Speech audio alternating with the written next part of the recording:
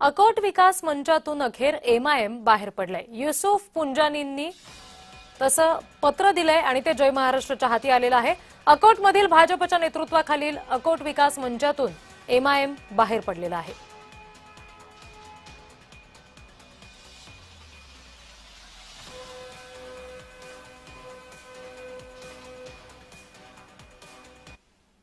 या सगळ्या संदर्भात आपण आणखी तपशील घेणार आहोत। आमच्या प्रतिनिधी वर्षा मोरे आपल्यासोबत जोडल्या गेल्यात। वर्षा, नगरपालिकामध्ये आघाडी केल्याचं दिसून आलं होतं। अखेर एमआयएम मधील अकोट मधील भाजपच्या नेतृत्वाखालील अकोट विकास मंचातून बाहेर या स्थानिक आघाडीतून बाहेर पडत असल्याचं एमआयएम चं पत्र एक सोशल मीडियावर व्हायरल झालंय।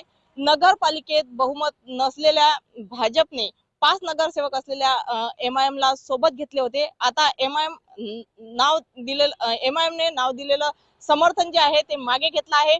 भाजपने स्थापन केलेल्या अकोट विकास मंचात एमआयएम आणि दोन्ही सेना, दोन्ही राष्ट्रवादी आणि बच्चू कडूंची प्रहार जनशक्ती पार्टी सहभागी झाली होती।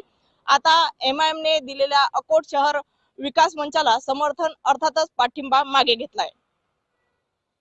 सगळ्या तपशिलांसाठी